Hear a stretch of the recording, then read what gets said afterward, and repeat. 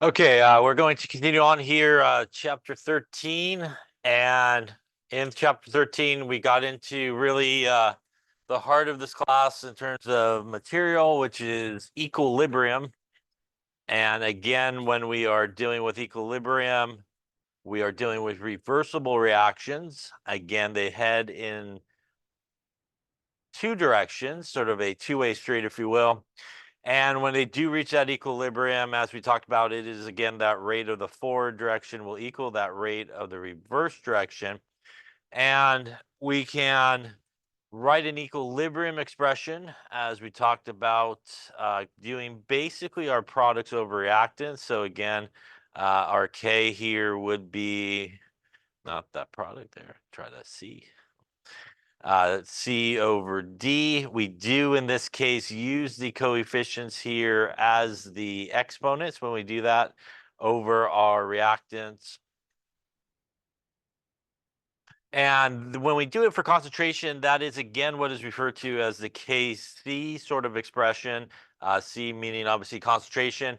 We could, if these were gases as well, also write a Kp expression. Again, if these guys were gases, all the way across there. Again, we would do it with pressure, though. So that would be the pressure of C to the C, partial pressure of D to the D, partial pressure of A to the A, and partial pressure of B to the B there. And again, the Kc and the Kp value do not necessarily equal each other a lot of times in numerical value, but they do tell you the same thing as we talked about. If we have a large value of K, that basically means when we reach equilibrium, we would mainly expect to have products present. If we have a small value of K, that means when we reach equilibrium, we would mainly expect to have reactants present. And again, what's sort of considered a large value is, again, anything that's really over 1. So anything got like a positive exponent or just a whole number that's over 1 is considered a large value of K. Any K value with sort of a negative exponent, times 10 to the negative whatever it may be, is, considered obviously in the small range. We talked about, I think, last time there, a way to go between these two, just in case, depending on the information given to you, you may not have enough to go directly into here. Obviously, as well, these are equilibrium expressions, which means if you want to calculate the equilibrium constant, you do need to actually have the equilibrium concentrations or equilibrium pressures to go into those expressions. They can't be like initial pressures or anything like that, or initial sort of concentrations. So the formula that kind of ties these together is the Kp is equal to the Kc RT delta N. And that is obviously your Kp value. That's your Kc value. The R and T here really is kind of the ideal gas law information. So that R is the 0.08206. The temperature does need to be in Kelvin. And most importantly, that part there, our delta N, is the moles of just the gas molecules. So it's just the gas molecules, and it is the moles of the products minus the moles of the reactants. And again, it's just the gas molecules when you do that.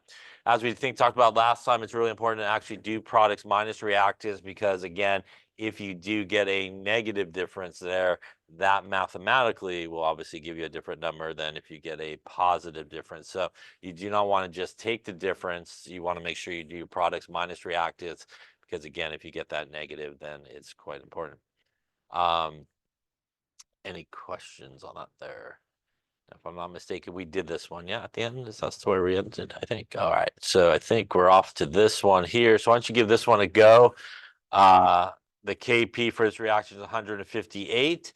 What is the equilibrium pressure of O2 if, and we'll make this one NO2. I think the 2 got lost somewhere, so we'll go with NO2 for that one. The partial pressure of NO2 is 0.4 atmospheres, and the partial pressure of NO is 0.27 atmospheres.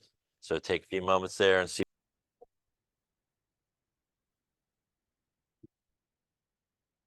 Okay, so let's take a look. So in this case, we are given the Kp. We're given some pressures here, equilibrium pressures. So we should probably start with our Kp expression, which again is really the same equilibrium expression as products over reactants, except we're looking at pressures here. So it'll be the partial pressure squared of NO times the partial pressure of O2, that's our products, divided by our reactants, which would be the partial squared there of NO2. That's going to equal 158 in this case. So we were given a couple of those pressures. So we were given NO, which would be 0.27 squared times the partial pressure of O2 divided by our 0.4 also needs to be squared, which is our NO2 here equals 158. We're going to multiply that to the other side, and then afterwards we're going to take that and divide it to the other side. And if we do all that good stuff there, we will end up with a number, probably. And that's not looking at the right number there. Let's try that again there. So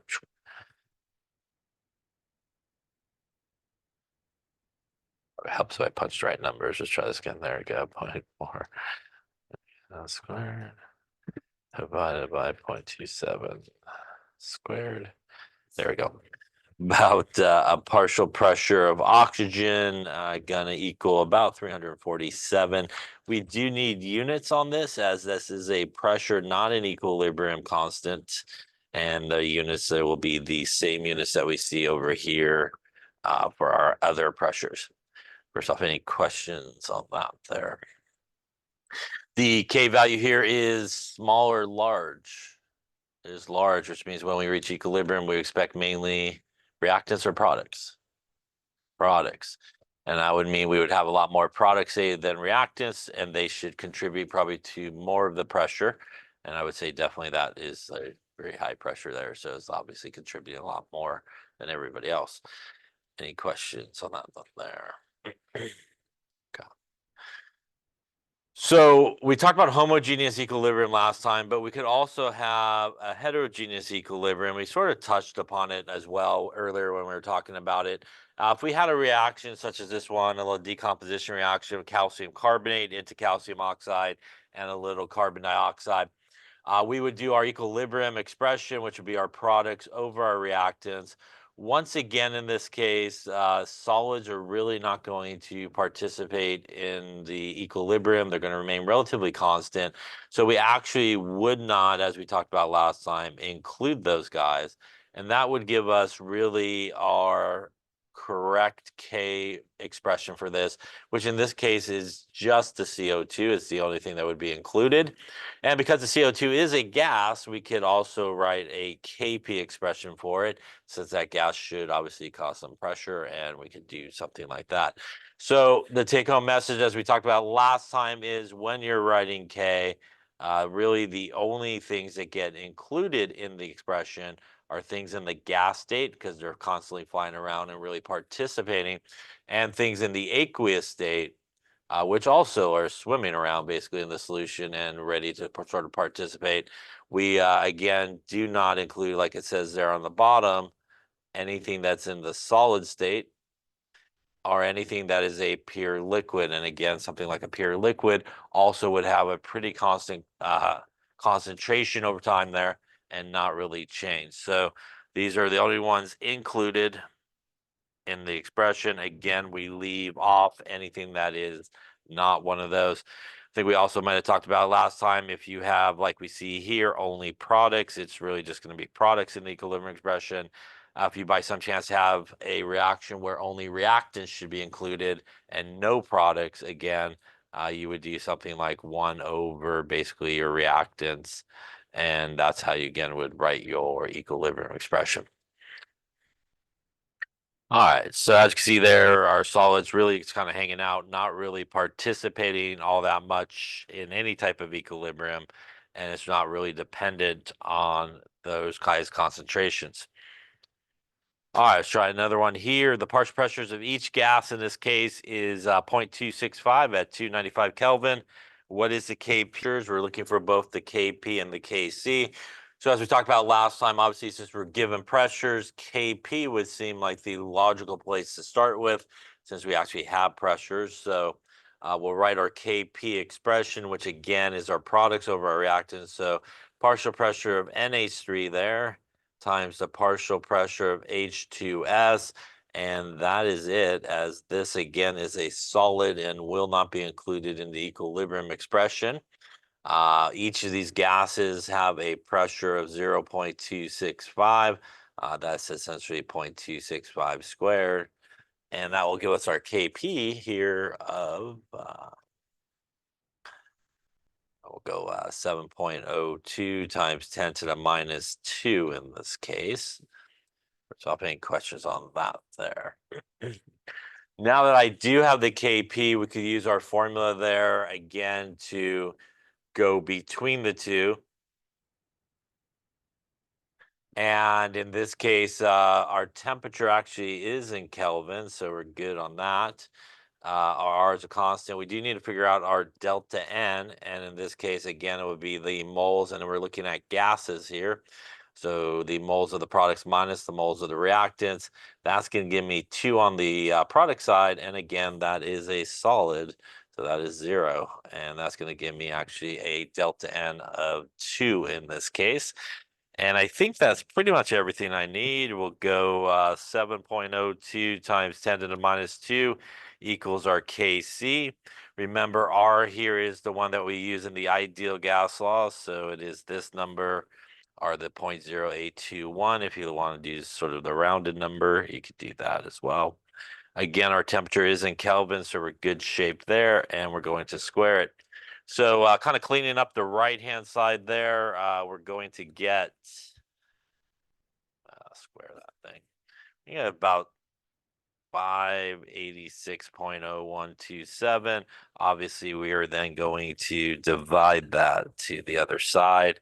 7.02 to the minus 2 divided by that. Gonna get us a Kc in this case, so 1.20 times 10 to, looks like minus 4 territory here. Question on any of those there. Once again, we see, which is pretty typical, that the Kp and the Kc values are not usually numerically the same, but they do usually agree in terms of, are they large or small? And in this case, we have obviously a small Kp and also a small Kc. So again, they agree in terms of that. And that should also tell you mainly reactants at this point in terms of what's going on. Any questions on that? Yes, sir. It is. So in this particular case, since we're actually solving for K, and K does not have units, you really don't have to worry about it. And that's really why, because when you solve for K, the units don't always come out perfect. Like they don't always cancel out correctly, and you'll get some different units depending on what you're doing and what equation you're doing. So since K is sort of unitless, you don't have to worry about where all those other units sort of canceled out, and you could sort of ignore it in that sense. But you do have to be careful in these problems. Again, if you were solving for something like we did on the previous one, a pressure, you do need to then put the units back in like we did for the atmospheres. Or you're solving for a concentration, you do need to put like molarity back in and stuff like that. So if you're solving for molarity or concentration or pressure, you do need units. If you're solving for K, it should have no units. And that's really because they don't really cancel out all that greatly in a lot of cases. Very few people actually put units on K, but some people still will, but not usually. Any other questions on that there? All right, then let's talk a little about equilibrium reactions and what happens, for example, as we talked about, say, with mechanisms, as you maybe talked about with Hess's law. Again, not all reactions do occur in a sort of one-step process. Sometimes they are a combination of multiple reactions sort of added together. And we want to kind of maybe see how that affects the K value. So here, for example, if we have A plus B goes to C plus D, that would give us our equilibrium expression over here. The next one, C plus D goes to E plus F. That's going to give us this equilibrium. If we were to add these reactions together, and when you add reactions together, much like we talked about when we're doing mechanisms, anything on opposite sides of the arrow could either cancel if they're the same or reduce down. And then everybody on the left-hand side stays there, and everybody on the right-hand side basically stays there. And what you end up with is this overall reaction, which actually has a K expression of E times F divided by A times B. Now, one of the weird things that we do, or not really weird, is basically we actually multiply K values when we add them. So if you multiply this first K value times the second one, those guys cancel and you end up here.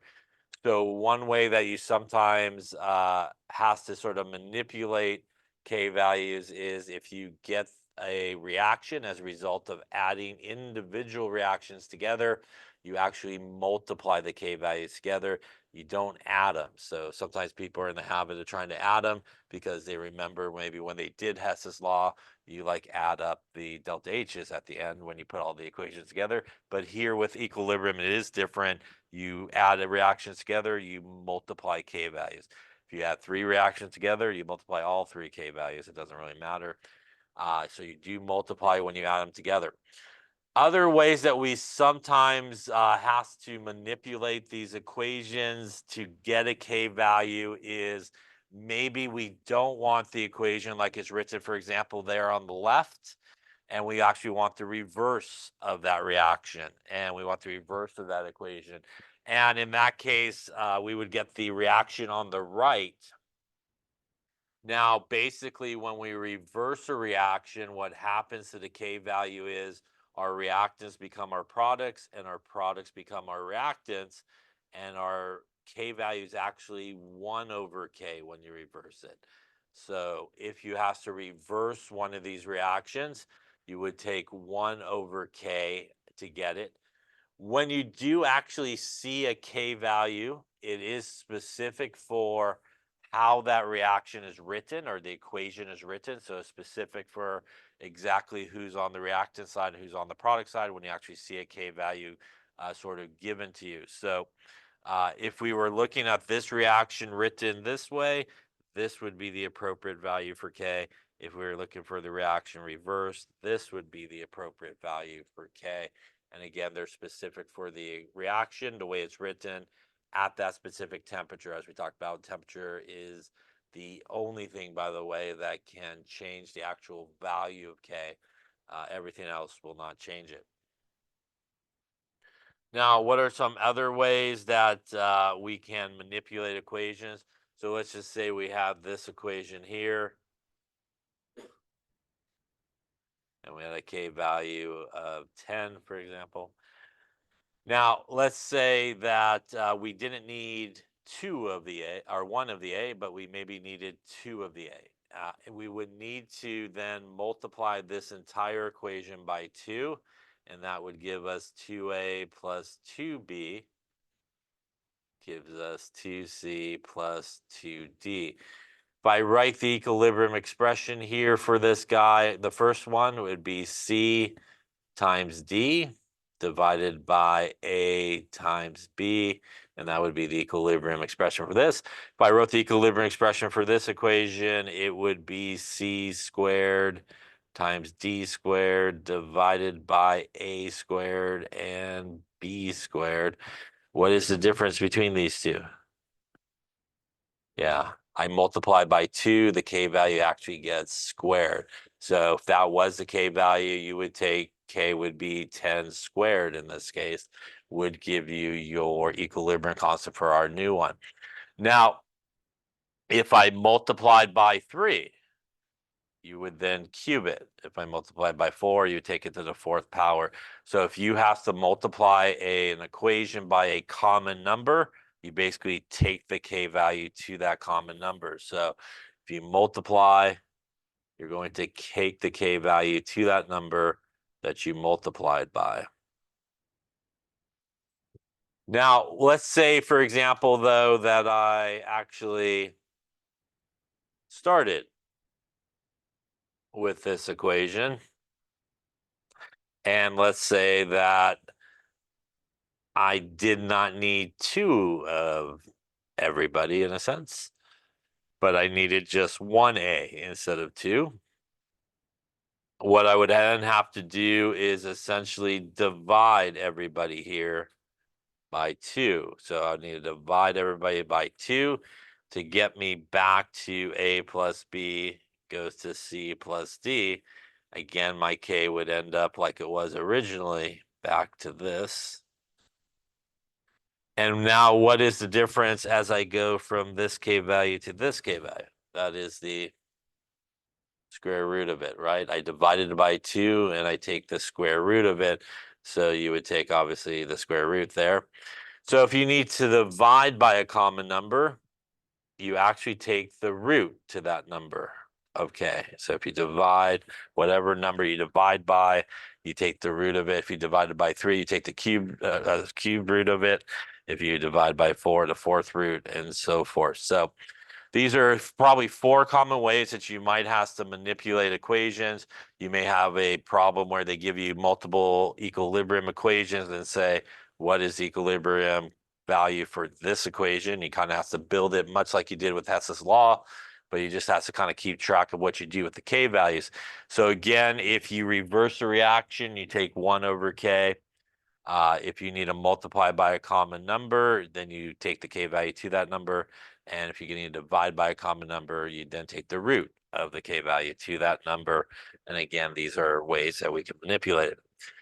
All right, so why don't you try one here? Maybe you want to try this one. What is the K value for the top equation using the bottom 2?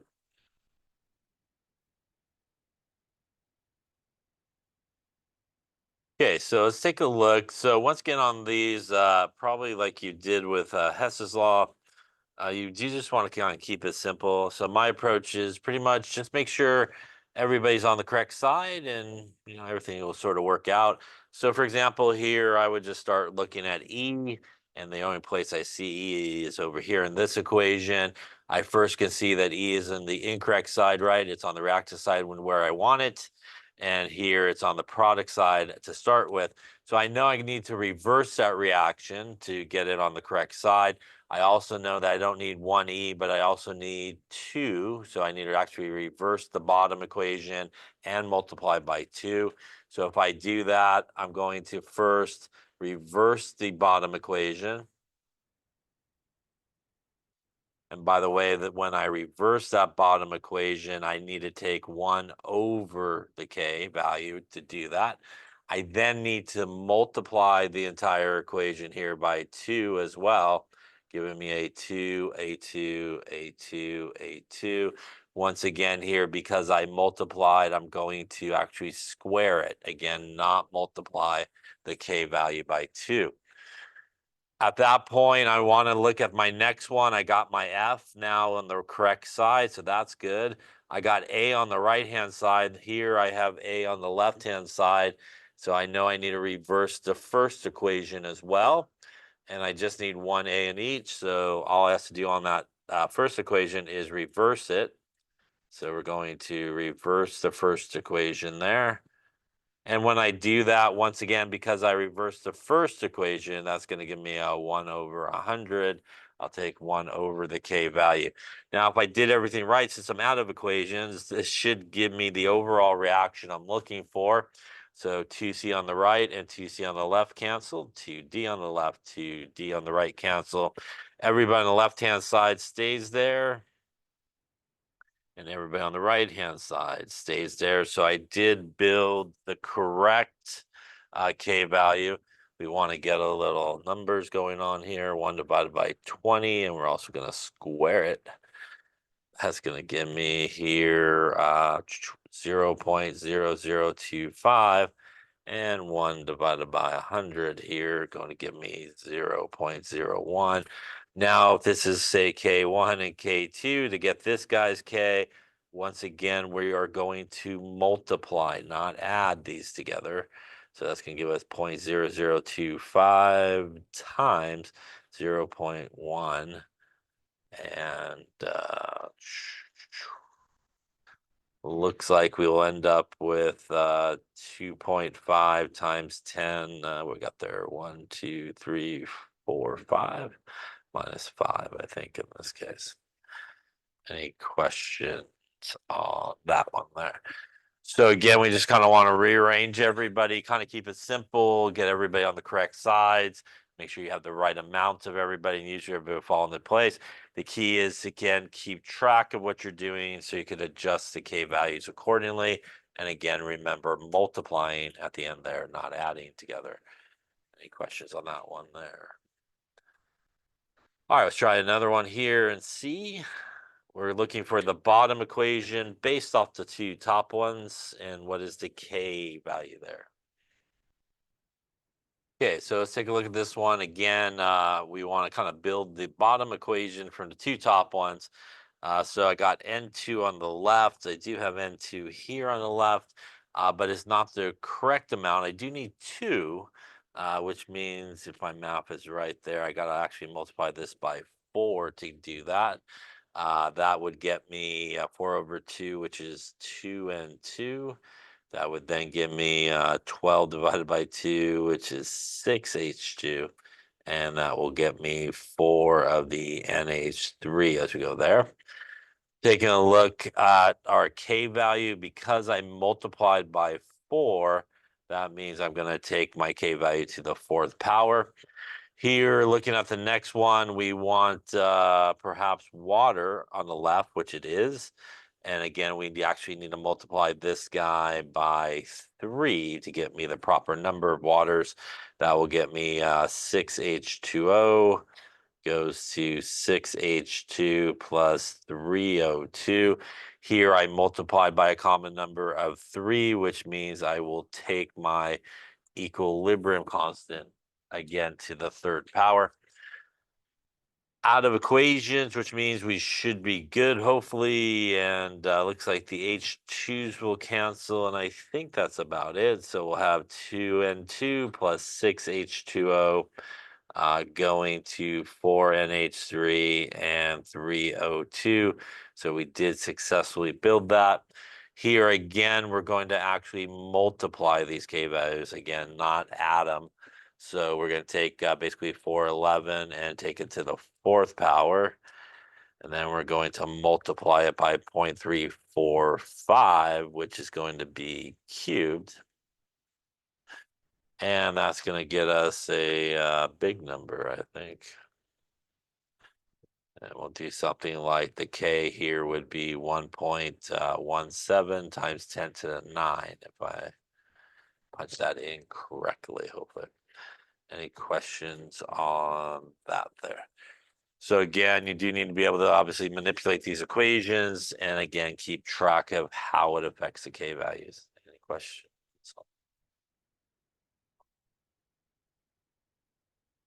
All right, so as we've been talking about, when we write equilibrium expressions, they obviously do need to have equilibrium concentrations, typically molarity for concentration, and as we talked about for pressure, definitely atmospheres is the unit of pressure that you want to use in equilibrium sort of calculations.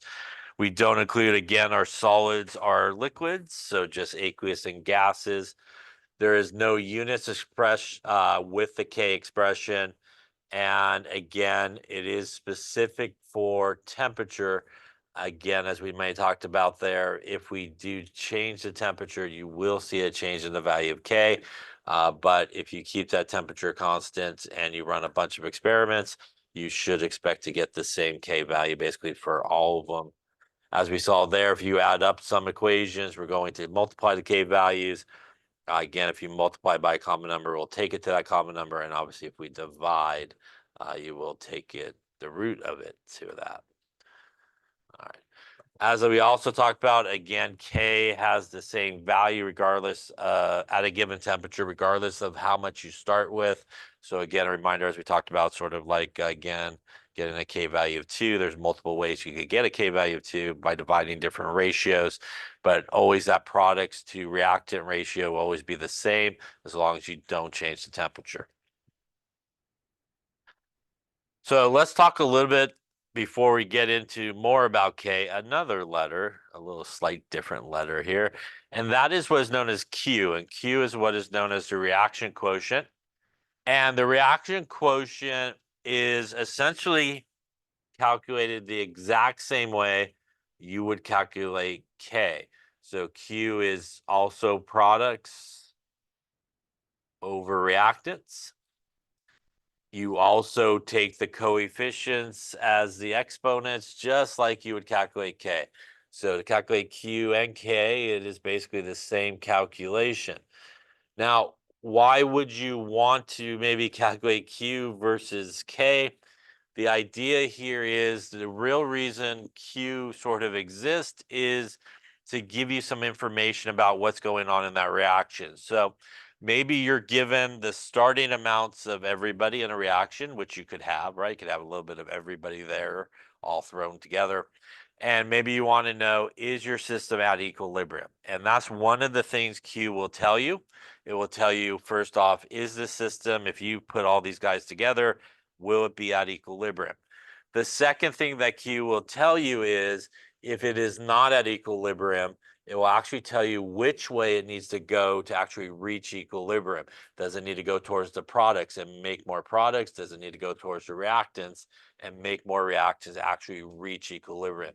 So that is sort of a basic Q question, which is usually you're asked, is this guy at equilibrium? And if it's not at equilibrium, which way does it need to go to actually reach equilibrium? There is another place where we will see Q that should be used, and it's later on in equilibrium calculations. You should use it to make sure that you are doing the calculation sort of correctly. Now, if you calculate Q and it is greater than K, that means that the system is not at equilibrium. And in order to reach equilibrium, it needs to actually go to the reactant side. So if you put Q on the left and you put K there on the right, you basically can just go opposite of where this is pointing. So it will need to go towards the left-hand side and it will go towards the reactant side. If you calculate Q and it does equal K, then congratulations, you're at equilibrium. So the reaction is at equilibrium. It doesn't need to go either way to get there. And if you calculate Q and it's less than K, going opposite of where it's pointing, it will actually need to go to product side to reach equilibrium because it's not at equilibrium. So we use Q really to, again, determine is this guy at equilibrium or not. And again, we calculate the exact same way as we do with K. Now, in order to be able to calculate Q, you pretty much need the concentrations of everybody in the reaction. So that is how you know if you should calculate Q or not. If you're not given the concentrations of everybody in the reaction, there's no possible way for you to calculate Q. So you have to actually be given all the everybody's concentrations to be able to calculate Q. So that's a good way to know should you or not. Why don't you give it a try here? If at a starter reaction, we got 0.249 moles of N2, 3.21 times 10 to the minus 2 moles of H2, and 6.42 times 10 to the minus 4 moles of NH3 in a 3.5 liter vessel. The Kc for this reaction is 1.2. We want to know, is this, again, like I said, Q is calculated the exact same way as you do K. So if we wrote sort of the Q expression, in this case, it would be the concentration of NH3. And just like K, we would need to square it, divided by the concentration of N2, which is our reactant, our H2. And once again, here, we would have to cube it as well. So again, calculated the exact same way as you do K. So that also means that we do need some concentrations here. So we have moles and we have liters. So that seems like molarity perhaps. So let's do the concentration of N2 would be our moles, which is 0.249 divided by our liters of 3.5 liters. Going to get us there. I'll go 0.0711 molar. Our concentration of H2 in this case would be our moles, which is 3.21 times 10 to the minus 2 moles, divided by our liters of 3.5 liters. And that is going to get us a molarity here of 0.00917. And lastly, for our NH3, we got 6.42 times 10 to the minus 4 moles divided by our 3.5 liters. And that's going to get us there 6.42 to the minus 4 divided by 3.5, 0.000183. So those are all the numbers now that will go into our Q expression in this case. So 0.000183, we need to square it, divided by our N2, which is 0.0711, and our H2, 0.00917. That does need to be cubed in this case. Put in all that numbers in. We'll do a little squaring of the top, divided by 0.0177, hit equals, divided by 0.00917, and that is cubed, they say. That's going to get us a Q value here of 0.61 in this case. First off, any questions on the calculation there? Now that we've actually calculated our Q value, we want to compare our Q value to our K value, and our K value was given to us. K is 1.2. In this case, our Q value is actually less than, right, our K value. So the first thing that tells you is this reaction is not at equilibrium. It also will tell you that it needs to go opposite of where that thing's pointing. So I'll go towards the product side, so the right-hand side in the equation, and we'll need to go to the right-hand side there towards the products to reach equilibrium. Any questions on that there? This again is what I would describe as just a basic run-of-the-mill sort of Q problem. Those are sort of the questions that's asked. Again, is it at equilibrium? Which way it needs to shift? We will, again, like I said, see the Q kind of pop up in another situation a little bit later on, and we'll explain why we should do it at that point. Any questions on Q there?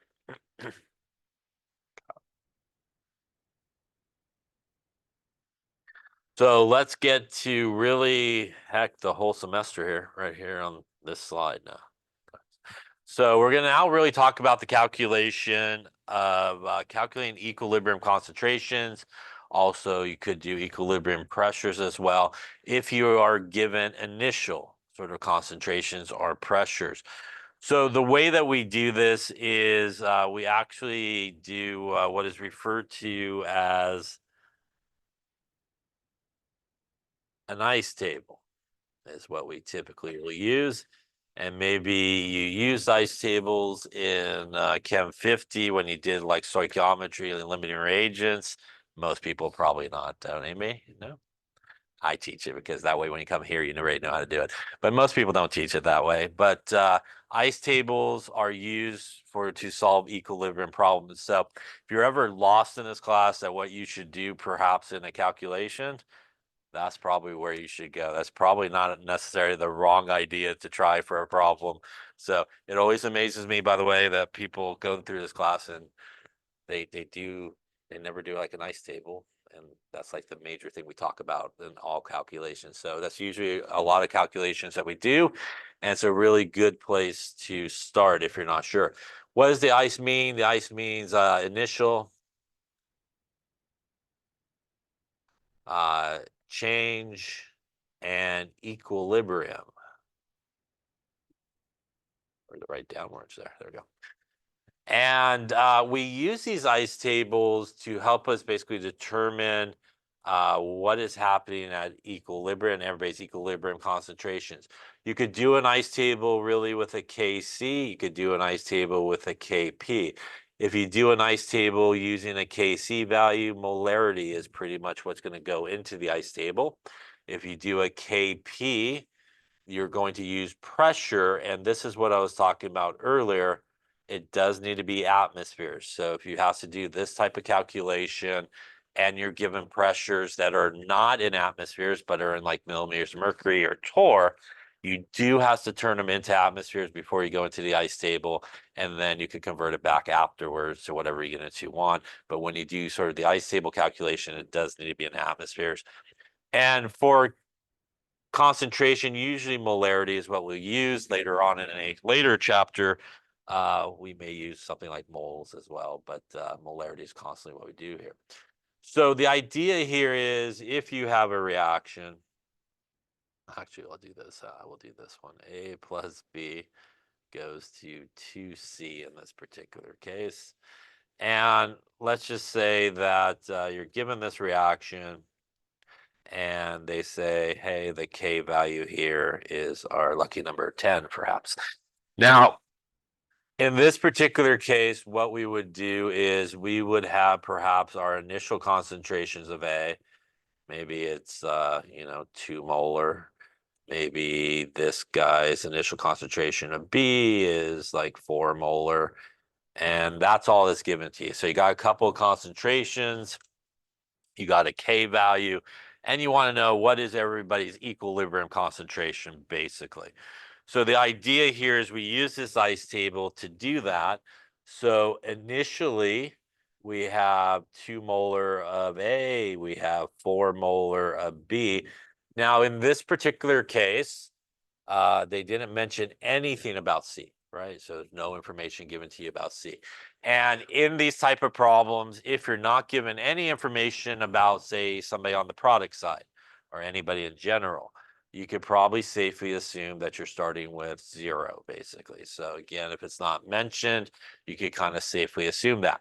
Now, this also helps us with a couple of sort of reasoning ideas, which means in this particular case, if I only have reactants and I have no products, what reaction is going to actually happen? Will it be the forward reaction or the reverse reaction? It has to be the forward reaction because we have no products, right? So the only way we could actually go in this reaction is this reaction would at this point need to proceed in this direction since we don't really have any products. That's actually really important for the change part of the ice table. And in the change part of the ice table, we actually use a letter to represent the change, and X is the popular letter that we use to represent the change. Now, why is it important to understand which way this reaction is going? Because now that I know this reaction is going to the product side, should the concentrations of my reactants increase or decrease with time here? It should decrease, right? So it should be going down. My products then should also be going up, right? And we represent that in the ice tables with minuses and pluses, yeah?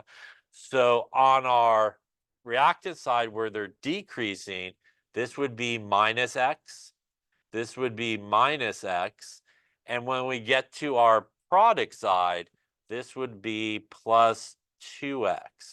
Now you might be asking, well, what's the deal with the 2? The 2 is really important. The 2 is the coefficient. That's why there is nothing written here because coefficient is 1 basically for these guys. But basically that's 1x. So that is sort of the coefficient. You need to take the coefficient into account when you do the change part because that takes into account the stoichiometry, the mole-to-mole relationship, which is why sometimes people could teach you this process when you're doing stoichiometry. So if you do not use the coefficients, you will have the wrong mole-to-mole relationship and you will have the wrong answer. So you do have to take those coefficients into account when you're doing the change part. Any questions on that there? At this point, we are ready for our equilibrium, which means I would have technically 2 minus x, 4 minus x, and a little 2x action happening there. Any questions on how to kind of do the table here? Now, at this point, the goal here really is to solve for x, right? So that is really our goal here, is to solve for x. So how we do that is we actually use the equilibrium expression. So in this case, my k would be my c squared divided by my a, if I could write there, and my b, and that would equal 10 in my made up example here. What we do at this point is once we get to the equilibrium line, we take all these guys at the equilibrium line and we basically put it into this expression. So we're going to take everybody from the equilibrium line and stick it into that expression. And that would give me, in this case, 2x squared divided by 2 minus x times 4 minus x. And that is going to equal our friend 10 in this case, yeah? Now you need to solve it mathematically, right? So perhaps I need to do something like a quadratic to solve this, which you might have to do in some problems. A reminder that the quadratic is something that looks like this: ax squared plus bx plus c equals 0, where x is equal to minus b plus or minus the square root of b squared minus 4ac divided by 2a. Hopefully that looks familiar to you. If it doesn't, it will shortly as we go through this chapter and other chapters as well. By the way, if you do the quadratic, you get how many x values? You do get two x values, right? One for the plus, one for the minus, and one of those x values will make sense and one will not, obviously, as well. To do this right, we would want to, as they say here, square both of those guys up on top, which again is a very common mistake. People oftentimes forget to actually square the number there. We then want to factor, FOIL, whatever they call it these days, there, the bottom, and that would get us basically here 8, as we take 2 times 4 minus 2x minus 4x plus x squared, right? And if we kind of clean that up a little bit, that gives us basically 8 minus 6x plus x squared. We would then want to multiply that to the other side and get everybody obviously together in this case. And there I see here, we could do it, I suppose. We will have, actually, I'll go here. Do I have a page? I can do it there. So we have 4x squared divided by 8 minus 6x plus x squared, and that was 10. I think I made that equal 2, right? 10. All right. So again, to solve this, we would multiply to the other side. That's going to give us 4x squared is equal to our, go, 80 minus 60x plus 10x squared in this case, as we multiply the bottom to the other side. At this point, we do want to get everybody to the same side in terms of the x squared. It doesn't really matter which way you go, but most people will want to kind of keep the x squared positive. It really doesn't matter. You can leave it negative if you want, but that means in this case, it looks like I might just want to multiply to the other side, or actually subtract to the other side that 4. And if I do that, that's going to give me obviously 10 minus 4. That will give me 6x squared minus 60x plus 80 of my made up number here. So hopefully we'll see how we did. That is really the quadratic sort of equation there that you need. This is my A value. That would be my B value, by the way, with the negative. And that would be my C value that we would put into that equation, I hope. Yeah. Any questions up to there? All right. We'll see what we get here. And my made up, we'll hope for the best. So this is going to be minus B plus or minus the square root b squared minus 4ac divided by 2a. That is going to get us minus b, which would turn us into 60 plus or minus the square root. And I'm just going to kind of clean up what's inside. So my b squared would be 60 squared minus 4 times a, which is 6, times c, which is 80. And that's going to give me something like 1680 inside the square root. Then if you take the square root there, that will nail me something like 40.99, we'll call it, all divided by 2 times a, which is basically going to get me 12, right? So that's 2 times 6 would get me 12. Now, again, this is how we get our two sort of x values. We will do the plus first. So we'll take 60 plus 40.99 divided by 12. gonna give us an x value here going in the plus direction of like 8.42. We will then do the minus next. So that's going to be 60 minus 40.99 divided by 12. And now we can see how good or bad I did here. Let's see, 1.58. So in this case, we actually got two positive values for x. And it is possible to get two positive values for x. Possible to get positive and negative value. It's even possible to get two negative values. So how do we know which one we want to choose? So I'm just going to take my x values back here to the other page. So we had an x value of 8.42, I think, or an x value of 1.58. Those x values should go back into our equilibrium line. Now, if you look at it, and if I took my 8.42 and put it back into my equilibrium line, that would give me for a 2 minus 8.42, and that's going to give me a negative 6.42. Can I have a negative concentration? No, so not the greatest x value, yeah? So what you will see is when you take one of those x values, be it the positive guy, be it the negative guy, whatever value it is, when you put it back into the equilibrium line, it will yield you a negative concentration or a negative pressure, and you can't have that, right? So that would tell you that is not the right x value to use.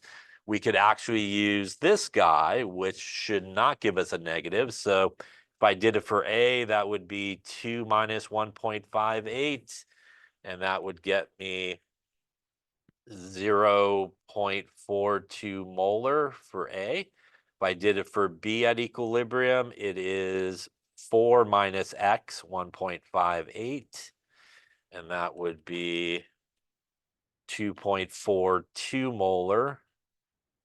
And if I did it for C, that is 2 times X. So that would be 2 times 1.58. And that's going to give me 3.16 molar. And that would be our equilibrium concentrations of each of these things based on our ice table. First off, any question on the calculation there?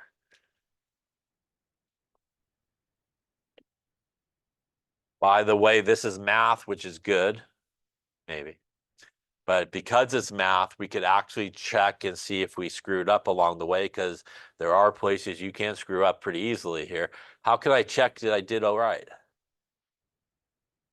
Well, I now have the equilibrium concentrations, right? So if I take those and put them back into here, what number should I get? About 10. It might not be exactly 10, but it should be in the ballpark of 10. Might be a little bit off with rounding. So I think you get like 9.8, 9.9. So that's pretty darn close. If you put it back in there and you got like 140, you did something definitely wrong, right? So it's really way too far off. So you can actually check yourself at the end to make sure you didn't screw up there as you're going through the math. Any questions on that there? All right, we laid up there. That's a nice little